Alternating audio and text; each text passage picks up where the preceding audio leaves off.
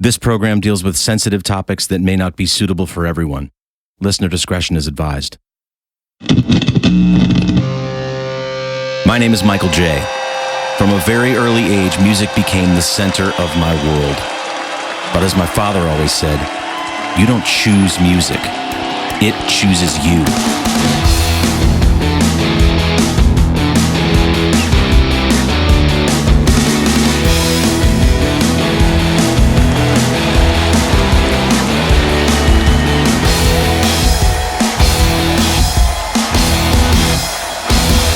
This is Rock and Roll War Stories. This podcast has been designed to be listened to like an audiobook, from beginning to end. The story isn't linear and will jump back and forth through time, but you'll be a whole lot less lost if you start at episode 1 and work your way forward from there. Also, if you've been enjoying this program so far, please do me a favor and subscribe and leave a short review if you're so inclined. It would help the show immensely. Thank you in advance. As a special surprise and bonus for everyone who has listened to all 8 hours plus of this podcast, there will be a newly remixed and remastered version of another Exploding Boys song at the end of this episode from the Communication is Dead record, which was our second full-length release. So stick around past the end credits if you'd like to hear a little bit of what the band sounded like in full flight at the absolute top of our game and in our heyday in the mid-1990s.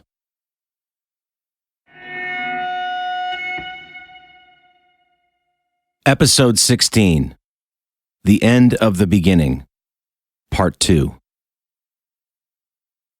There has to be an invisible sun. It gives its heat to everyone. There has to be an invisible sun that gives us hope when the whole day's done. The Police, Invisible Sun. 1. Daughtry. People used to tell me all the time that I resembled former American Idol rock singer Chris Daughtry. In fact, the first night Chris appeared on Idol, I was playing a gig at my regular spot, Court of Heroes in Gainesville, Florida, and my phone started blowing up with blurry and half-blurry flip phone photos from friends all over the country who were watching that night and taking photos of their TV screens. The messages were all somewhat the same. Your doppelganger is on American Idol tonight. Holy shit, man, you're on American Idol. I didn't pay much attention to it. He was a rock singer with a shaved head. There are a ton of us.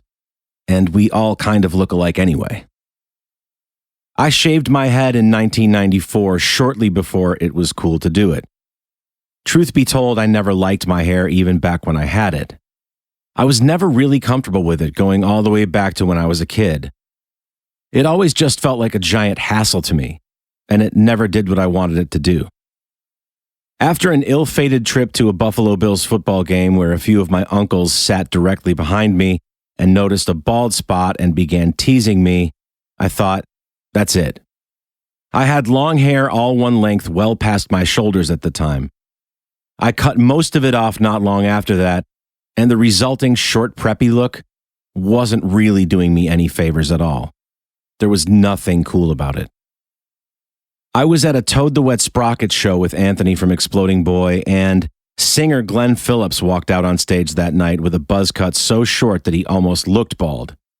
That was the light bulb moment for me. I knew Anthony had a set of clippers at his house. I just looked at him and said, "Hey man, can we go to your house after this and use your clippers? I want you to shave my head like that." And I pointed to the stage and the Glenn Phillips buzz cut. Anthony lit right up. "Are you serious?" "Yeah, man. As a heart attack. It's time to get rid of all of it." So we went back to Anthony's parents' house after the show. He got out the clippers, snapped on a number 1 guard, and from that moment forward, I never had much more hair than that. Not long after, I began using a razor on it, and I never looked back. I still love it, and thankfully my head has a shape that works for it. I'm not sure what I would have done otherwise. After a while, the comparisons to Chris Daughtry became incredibly annoying, and a bit uncomfortable also because I got it all the time, every single place I went. That, as well as the fact that people then started telling me that I sounded like Chris. I didn't see it or hear it, not one bit, and I still don't. I found out that one of my longtime friends, another Rochester musician named Elvio Fernandez, had begun collaborating with Chris and his band.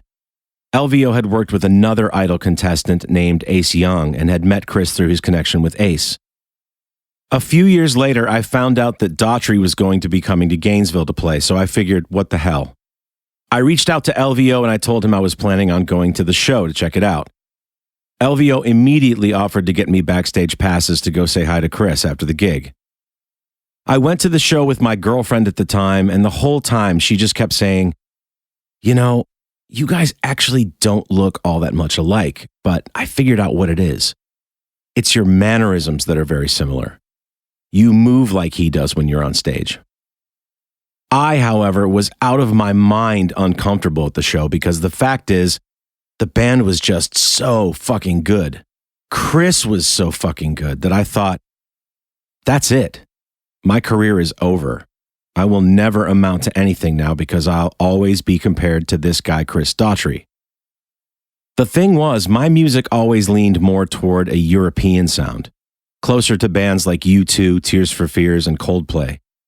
And Daughtry were straight-ahead hard rock, but people see and hear what they want to, I guess.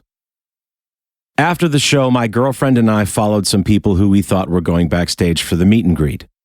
They turned out to be family members of one of the crew guys, and we followed them right out the back door. We ended up standing confused outside the arena near the tour buses. Then the most fucked up thing happened. A large group of fans on a walkway overlooking the area where the loading docks and buses were saw me and all just started yelling, "Chris! Chris!" Shit, I thought. These people think I'm him too? What the fuck? At that exact moment, as if on cue, Chris's tour manager emerged from a doorway and found us out there. "Are you Elvio's friend?" "Yeah, man." "Okay, cool. Come with me. Chris is waiting for you." And he escorted us backstage. Chris walked out of his dressing room. We said a quick hello. He was in the middle of a phone interview that he had put on hold to say hi to us and snap a quick photo. He was very gracious and very nice. We chatted for a second about both knowing Elvio, and I told him I really enjoyed the show, and that was that. Elvio had apparently told Chris that I was getting compared to him, and we had a brief exchange regarding that as well. Both of us agreed that we just didn't see it. We are both exactly the same height, around 5'8", and at the time we had similar builds. Although Chris has gone on to work out a lot and is completely ripped right now, so any other resemblance people might have seen earlier has now thankfully gone right out the window. Not that I'm not in shape, I am. I'm just not in that kind of shape. I will post the photo of Chris and I from Gainesville on my socials for you all to take a look at if you like, and decide for yourself if we look alike or not. Elvio was doing some writing with Chris, and the two had put together a really killer tune called Crazy. The song, which is still one of my favorite Daughtry tunes, would end up on the band's third album, Break the Spell, and Elvio would eventually be asked to join the band on keyboards, backing vocals, and additional guitar. He's been in the band ever since and has co-written and produced a bunch more material for the band. On Elvio's very first tour with Daughtry, the band was booked to play in Tampa, Florida, so I decided to make the 2-hour trip from Gainesville to go watch the show. Elvio was kind enough to hook me up with a ticket to the gig and also told me that the band had a day off prior to the show and asked me if I wanted to come and hang out with them. I definitely didn't want to impose or be in the way. I never want to be that guy. But Elvio told me they'd all just most likely be lounging around their hotel by the pool. He ran it by Chris and the guys, and they all told him to definitely have me come by. So I booked myself a hotel room close to the venue and decided to make a mini vacation out of it. I met all the other band members that day who could not have been more gracious or more kind. As promised, we had a pool date together and all went to dinner that night. Chris even picked up the bill for everything, which I thought was incredibly classy. I've since made friends and keep in touch sporadically with all the other guys via text and mostly online. Guitarists Brian Craddock and Josh Steele, bassist Josh Paul, who's no longer in the band, and ex-drummer Robin Diaz, who now plays with 90s alternative band Live.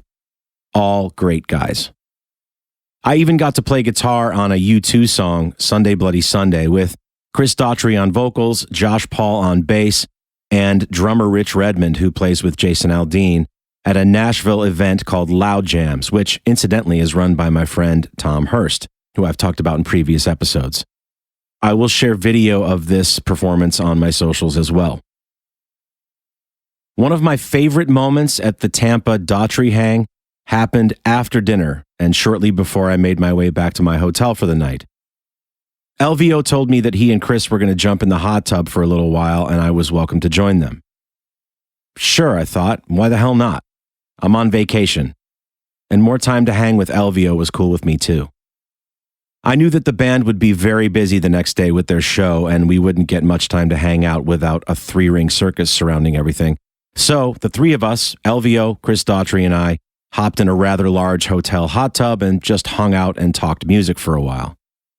After we'd been there for a little bit, a couple ladies who were also obviously hotel guests came out and hopped in the hot tub with us. I had slid out and was sitting on the edge of the tub with just my feet in. Chris was on my left and LVO was on my right. One of the women was looking at Chris for a while and she said, "Hey, you know what? You look just like that guy from American Idol. What's his name? Chris Daughtry?" Chris just looked at her expressionless and said, "Oh yeah, I get that a lot." He didn't even crack a smile, but he gave LVO and I a kind of sly sideways look. This was made far funnier to me by the fact that from where I was sitting, I could see what the ladies couldn't, which was the giant tattoo across Chris's back and shoulders that read Daughtry in bold letters. The ladies, funny enough, never caught on and just kept talking to one another. Every single time I've gotten a chance to be around Chris or any of his band members, past and present, and it's been many occasions at this point, they've always been warm, welcoming, gracious, down to earth, and very cool. I'm sure some of this is due to the fact that I'm friends with LVO, but either way, they're a great bunch of guys and they're one of the best and most genuinely talented rock bands out there today.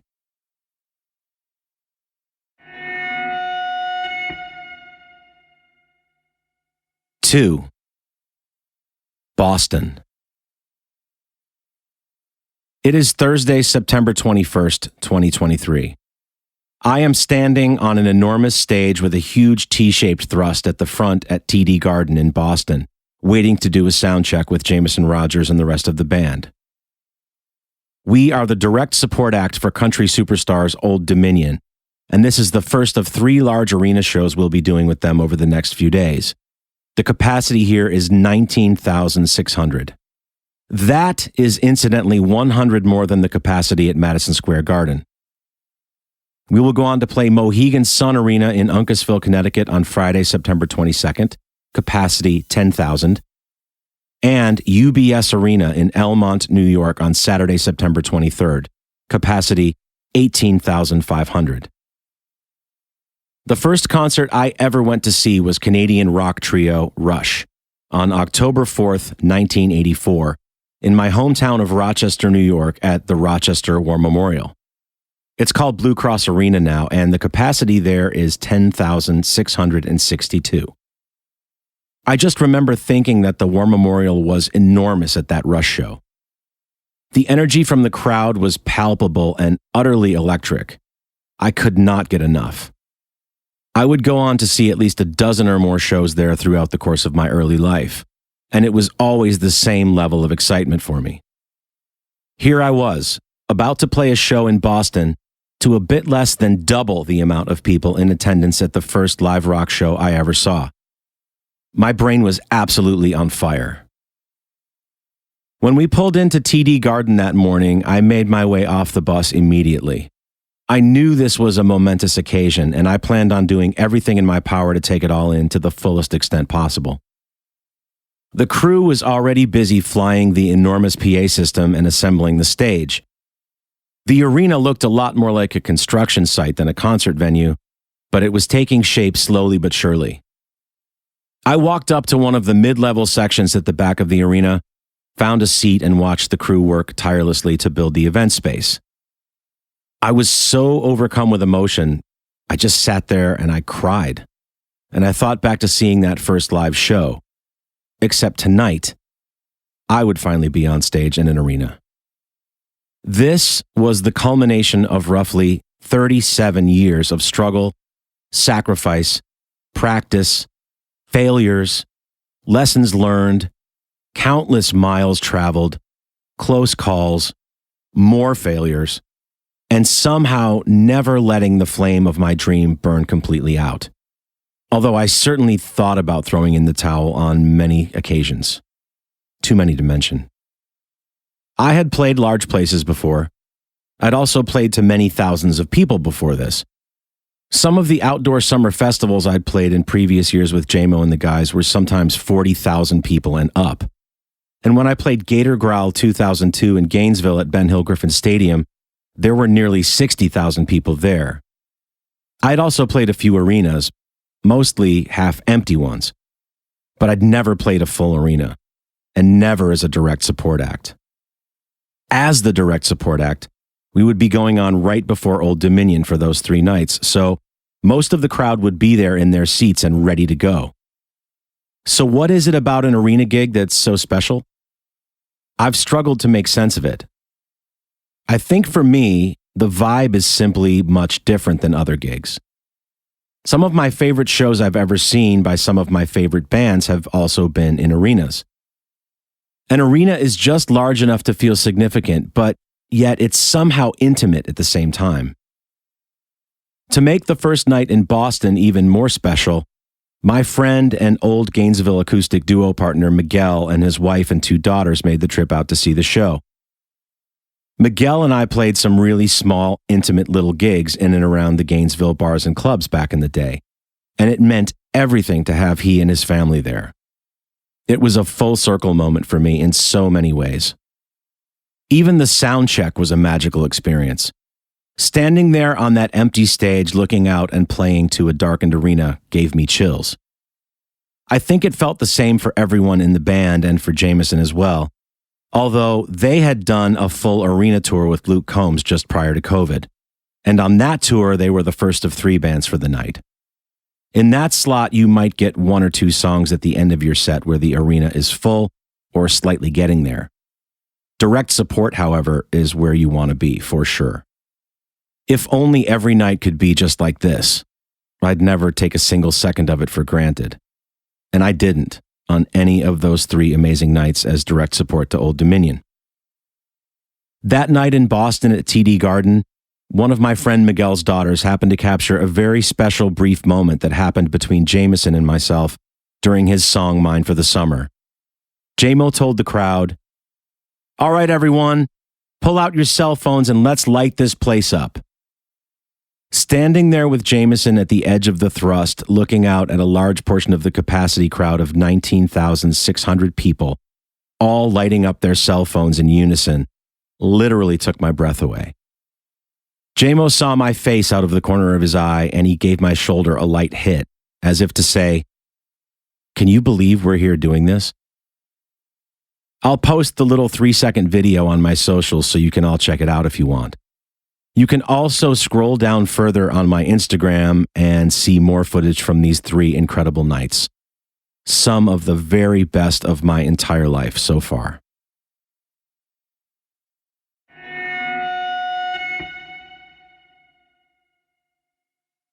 Three. Just when I thought I was out, they pull me back in. So, how did I get here, you may ask?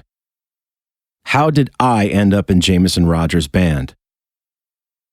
Several years prior, just after COVID, when things had started to open up again, I had every intention of continuing on playing with Freddie Jones' band. But life, as they say, had other plans for me.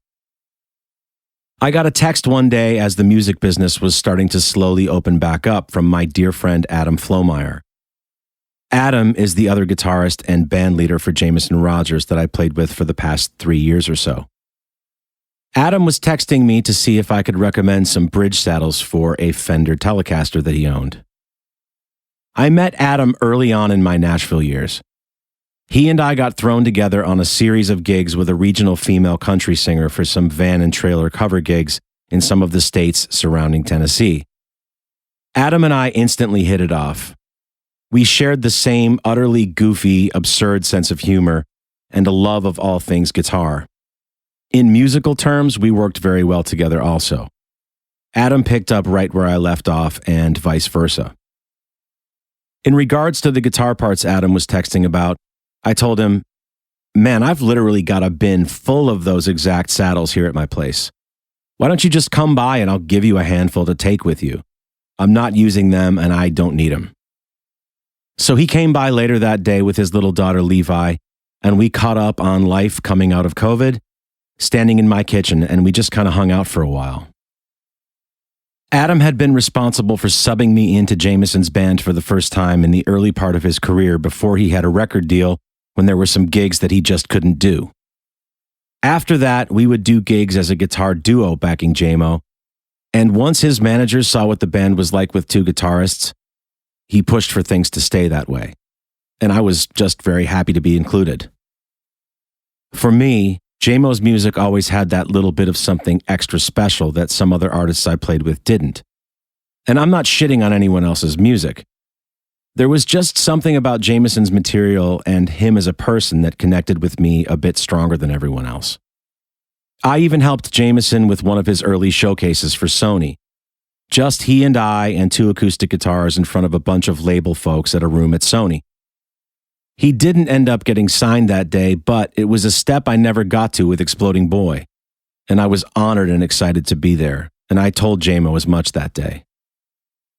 Around that time, I made the mistake of taking an offer to play with a Canadian country artist at a higher rate of pay and a bunch of upcoming dates, and I'd left Jameson's organization as he didn't really have much on the books at the time.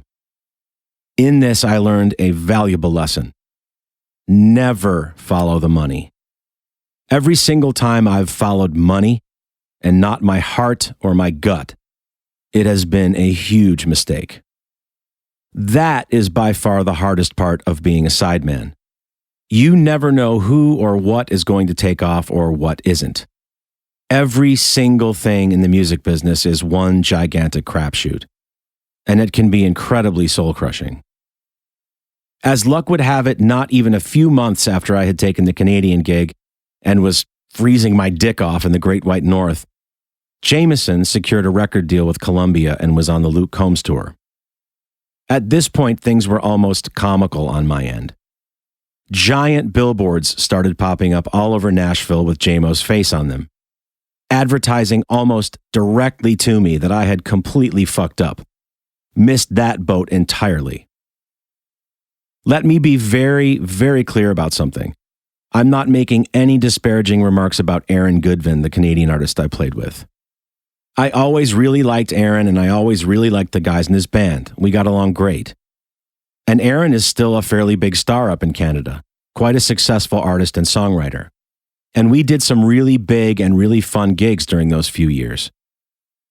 We even got to play a festival outside of Paris, France at one point and spent a little time there on either side of the gig. I'd never gotten to play in Europe before that, so it was a really fun and memorable experience. It just wasn't a proper fit for me musically or personality-wise. And that's okay. It's no one's fault. And I wish Aaron and his band well. Sometimes things just don't work. Either way, the entire time I was out of Jameson's band, I was secretly wishing that I'd be able to get back in somehow. I just never thought it was ever going to happen. Until that day that Adam came over to grab those guitar parts from me. As we were standing in my kitchen, he mentioned almost off the cuff and casually that Jameson was thinking about adding another member. Adam said, "We think we want a guitarist, but we also might want someone who can play keys and sing, but we're not really sure yet." Now, I will explain to you where my brain went. Either Adam doesn't remember that I play keys, or he's just not asking me because he doesn't think I can do the job. He definitely knows I play guitar and sing. Jameson probably hates me for leaving a few years ago anyway. And if Adam really wanted me in the band, he'd come right out and ask, right? I was so in my own head at this point that I let Adam leave my house with the guitar saddles I gave him, and I just thought that was that. Until the next day, that is, when I was on the phone with Chris Nix. I recounted the story to him about what Adam had told me, and Chris stopped me mid-sentence. Wait, are you out of your goddamn mind? Let me get this straight. One of your best friends is standing in your kitchen telling you that there's a gig opening in a band that you regretted leaving, and you fit the criteria for that gig 1,000%, and you didn't say, I want the gig? Get off the phone with me right now. Call Adam, text Adam, do whatever you need to do, but do it now. Tell him you want that gig. So I texted Adam almost sheepishly. Hey man, in regard to our conversation last night about you guys looking for another member, you do know that I play keys, right? Minutes later, I got a text back from Adam in all caps. You play keys? Holy shit, I forgot. Do you want to audition? I just sent back a yes in all caps. He texted me back. Okay, cool. Let me get in touch with JMO's manager and I'll tell him. I think we're doing auditions either this week or next. Later that same night, I got a very friendly email from Jameson's manager, JP, saying hi and giving me details on an audition. I would have to play one acoustic song, one song on electric, and one song on keys. And the acoustic and electric songs were both things I had played with the band during my previous stint. The only thing I would need to really work on was the song on keys. Piece of cake. At that time, I didn't actually own a keyboard or a synth of any kind, so thankfully I was able to borrow one from my friend Matt Heasley of John Party's band, and I set about learning how to use the thing. I showed up for the audition that day, and it was immediately like being welcomed back into the fold. Hugs all around from all the guys I knew, including JMO's manager. And in the music business, that never fucking happens. Jameson in particular gave me an extra warm welcome. Not that I thought it would be any different, but there's always the chance of hard feelings when you leave someone's band for another opportunity. I learned that day that JMO doesn't operate like that. He is the living definition of class and kindness. Jameson laughingly told everyone there right before we played the audition songs, Mike played two of the worst gigs of my career with me. He was referring, of course, to two back-to-back gigs we did some years earlier in Huntington, West Virginia. We played at an almost abandoned, run-down old amusement park under a tiny gazebo, and there was no one there. And the people who were there did not give a single fuck about us. The organizer of the show, the guy who booked us, who was on site when we were getting set up, kept trying to talk the place up. You guys see that big pavilion over there? As he pointed to a large covered area that was about 100 yards behind where we were, outside of the gates of the park. Garth Brooks played over there at one point. This amusement park looked honestly like a set straight out of The Walking Dead. It was straight up depressing. And I remember JMO just kept apologizing for it. I promise there will be better gigs. I wasn't worried at all. I just kept thinking, dude, I've played fucking supermarkets and bowling alleys. This is nothing. The worst part about it was, once the first gig was done, we had to go back the next day and do the same exact shit all over again. Thankfully, we can all laugh about it now. Oddly, at the audition that day, I somehow knew the gig was mine to lose from the second we started playing. And after the fact, I found out that they only auditioned 2 other guys. To his credit, Jameson did not make the decision all by himself. He actually called all the other band members separately, and asked them who they thought should be the guy. And thankfully, they all picked me. I got a phone call from Jameson's manager, JP, the next afternoon, and he said, "Hey man, do you want the gig? It's yours if you do." Hell yeah, man, I definitely wanted. And with that, we were off. We would go on to do a full tour with hit country rock artist Hardy, and would open shows for everyone from Darius Rucker to Luke Bryan, Travis Tritt, Jordan Davis, and many others. And it was the absolute time of my life. I learned a very valuable lesson through that whole process. Not just about Nashville politics, but about life in general. If you want something, anything, it doesn't matter what it is, you have to learn how to ask for it. The very worst anyone can say is no. But if you don't ask, you'll maybe never find out. It was the best thing that I ever asked for, and it led to 3 magical years on the road with an artist and a group of guys in his band and crew that became, honest to goodness, family to me. My brothers. And they still are and will always be, no matter what the future holds, and no matter where the next road or series of roads takes us.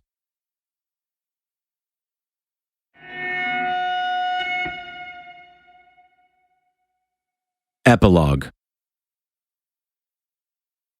Here is a quote by the great Joe Walsh of the Eagles. "As you live your life, it appears to be anarchy and chaos, and random events, non-related events, smashing into each other and causing this situation or that situation. And then this happens, and it's overwhelming. And it just looks like, what in the world is going on? And later, when you look back at it, it looks like a finely crafted novel. But at the time, it doesn't." The whole process of doing this podcast has felt a bit like that to me. I never struggled very much to put any of the pieces of my unique puzzle together. They all just fell together, almost as if the story was writing itself, willing itself into existence. For me, that's how all the greatest ideas seem to feel and flow. This show originally started as an outline in the notes section of my iPhone for what I thought was going to eventually become a memoir. I had been keeping a running list for years now of all the events that made it into the episodes you've heard so far.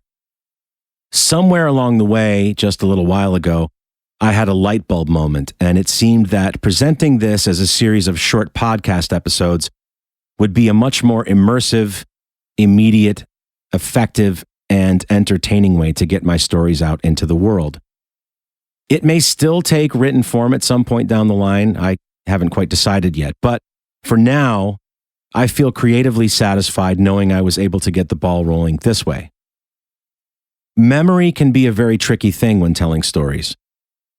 2 people can have memories of the same exact event in drastically different ways, depending on their points of view. I have always prided myself on having what I believe to be a very good memory.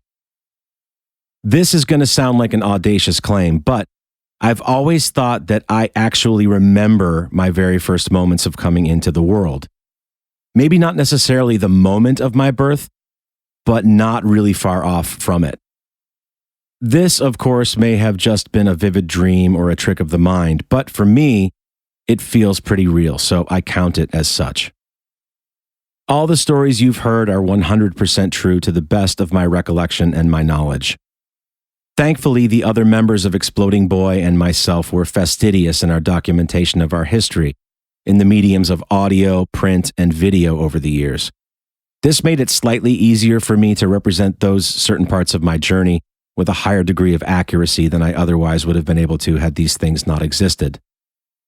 There may have been minor details here or there that were slightly off or small variations in the timeline, but that's to be expected. I told myself a few things at the outset of this undertaking. I promised myself that I would be as open, vulnerable, real, and raw as possible. Things like this don't work otherwise. They fall completely flat. I made a promise to myself to release an episode every consecutive week without fail, until all the stories that I wanted to share had been told. I have also written this whole series week by week as I've gone along. The only thing that was planned ahead of time was the outline of stories and a bullet point list of all the things I've wanted to talk about and get out there to all of you, my dear listeners. I also vowed to try my hardest to abandon my usual psychotic level of perfectionism in the telling of these stories. My goal was to just let them be as human and as imperfect as possible, and I hope I've succeeded. It feels to me like I have. As such, like any other works of art, these stories do not belong to me anymore. They belong to all of you now, and to anyone who listens to this series moving forward. And I give them over lovingly and with gratitude. I extend my sincerest and most heartfelt thanks to everyone who has taken time out of their busy schedules to listen to my story, to get to know me better. Your attention, your kindness, and your response has left me humbled and very grateful. I would never have imagined that this podcast would have had the impact on all of you that it apparently has, and it means more to me than you'll ever know. Thank you also to the participants of my story, unwilling as all of you may be. I tried my best to represent you all in the kindest and most honest and flattering way possible while still being honest. Because, after all, this series has been a love letter to all of you. I would not be the person I am today without each one of you. I'm not sure what's next for me or if this podcast will take a different form and morph into something else, but such is life. The best we can all ever do is to live each moment, stay in the moment, and appreciate the moments for the enormous gifts that they are. I will leave you with a quote by Tony Robbins. Life happens for you, not to you. I wish all of you the very best. Thank you again so much for taking this ride with me. It has been my pleasure and my honor to share my stories with all of you.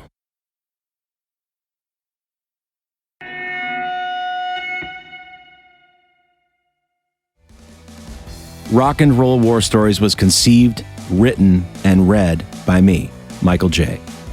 Follow me on Instagram and TikTok at Mr. Michael J.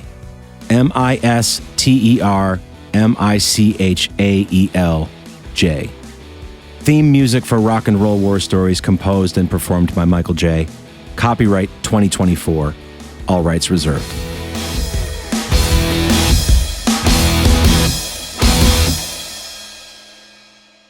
And now, as promised, here's a song called Screwdriver by Exploding Boy from the Communication is Dead album from 1995, completely remixed and remastered for 2024.